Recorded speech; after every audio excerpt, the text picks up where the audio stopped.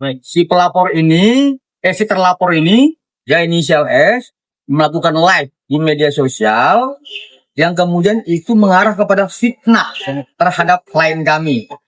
Ya, dia mengatakan bahwa klien kami ini membongkar rahasia ya dengan seseorang yang dengan inisial E, ya pemilik pre-owner juga, sehingga kemudian fitnah itu menjadi sebuah ketakutan bagi klien kami karena takutnya klien kami ini dilaporkan oleh si inisial D.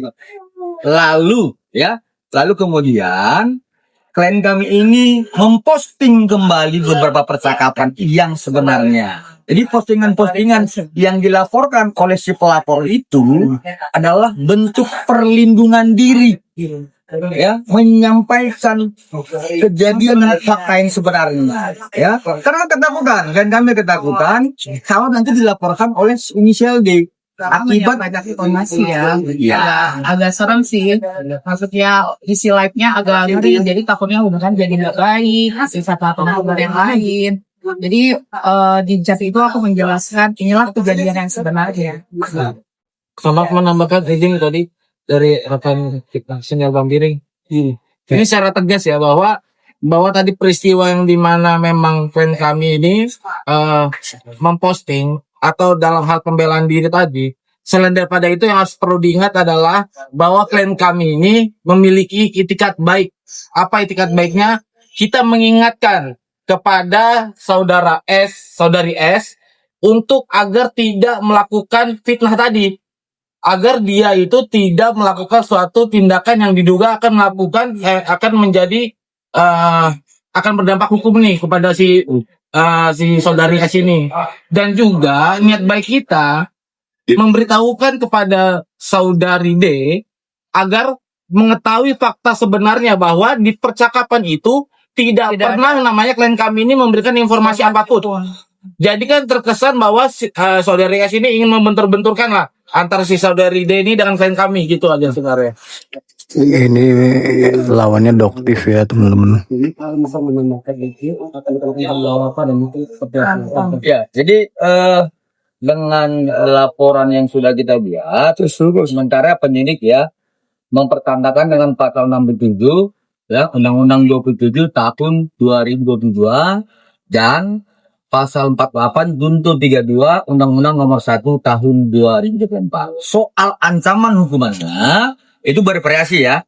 Ya, kalau di pasal 67 ada ayat 1, 2 dan 3. Itu ada 4, 5 dan 4 tahun. Kemudian di pasal 32 Undang-Undang ITE ada 8, 9, 10 tahun. Jadi kita tunggu.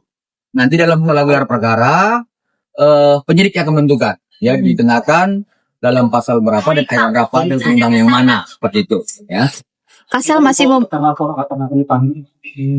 Jadi itu kewenangan penyidik ya. Kami sebagai yang cakap secara hukum ya, yang artinya bukan tidak waras ya. Klien kami ini cakap secara hukum, tidak mau ya mendesak-desak penyidik, tidak mau menyalah-nyalahkan penyidik. Biarlah itu menjadi kewenangan penyidik ya. Biarkan saja, hukum acara kan ada. Nggak perlu kita marah-marahi penyidik. Ya, penyidik ini kan punya aturan-aturan yang harus dilaksanakan. Jadi kita belum mendapatkan kapan informasi bahwa sudah lapor akan dipanggil. Itu kewenangan penyidik. Kita berarti statusnya saling lapor ya Kak? Iya. Tapi masih buka pintu damai kah atau nanti ada mediasi di belakang atau gimana Kak? Ya, jadi begini. Kalau klien kami ini kan seperti yang kami sampaikan sebelumnya ini soal apa ya? Kalau Vicky Prasetyo bilang jenglot apa ya? Itu soal perasaan itu ya. Jenglot apa gitu, saya lupa itu. Pada prinsipnya, klien kami ini kan pengusaha, bukan LSM ya, bukan ormas ya gitu. Yang suka cari gara-gara, yang suka ngelapor-ngelapor orang, enggak. Dia pengusaha, kalau kemudian dia itu harus berdamai, ya kita akan memberikan nasihat-nasihat hukum, seperti itu ya. Tetapi pada sekarang ini kita hanya berdiri di atas laporan klien kami, kita lihat perkembangan ke depan seperti itu. Ya. Kalau dari kita sih, kalau misalnya kita ngikutin jalan yang terbaik lah. Kalau dari kita nggak akan pintu damai ya, tetap terbuka lebar. kita ikuti jalan yang terbaik lah. Tapi untuk saat ini kan kita ikutin proses hukum yang berlaku ya, kita tertib, ikutin semuanya. Kasel, 1 tahun berlalu. Ya, udah setahun lewat nih. Lelah pasti ya. Satu poin penting Kasel dalam bisnis. Jadi pelajaran penting apa sih di kasus ini? Lebih berhati-hati lagi lah. Jauh yang namanya huru-hara. Karena basicnya aku juga bukan kita yang berantem sana sini ya. Maunya hubungannya baik semua sama semua orang. Kasel mungkin Dijaga lingkupan gaul. Ada klarifikasi dari pihak pelapor ini apa alasannya menggunakan menaruh nomor kotak khusus Kasel di Iya. Iya.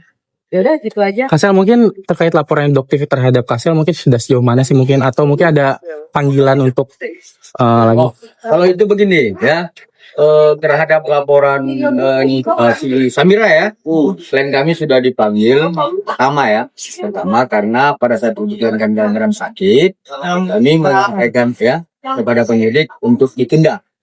Jadi sampai sekarang kita juga belum mendapatkan panggilan lanjutan. Panggilan lanjutan kita belum dapat.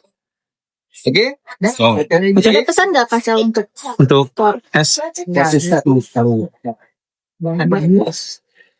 Oke. Makasih banyak ya. Mohon maaf lahir batinnya. Terima kasih Kasel. Kasel sini Kasel. Yuk, lewat sana ini. Banyak. Tujuh aja. enggak tambang diri enggak selama Apa? NM. Aduh, Kita menanya soal NMA. Aduh, apa yang jatuh tuh? Ada yang jatuh. Di kolong. Sorry, tolong. sorry. Iya. Ada. Nanti apa aku ada jalan tanggal 13. Ya, iya Bu. Apa udah oke? Mana Bang Biring? Mirip sana tuh. Bang Biring so tangan, Ra. Oke. Aku nggak bisa lewat. Bang Biring tunggu Bang, dikit Bang. Ayo, kalian.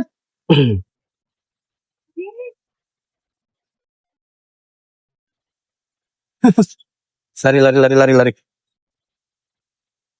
Soal Nikita.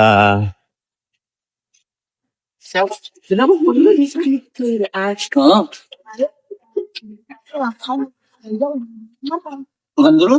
Masalahnya sama apa kayaknya? Tanya lawyernya dong. Sudah tanggapan sih.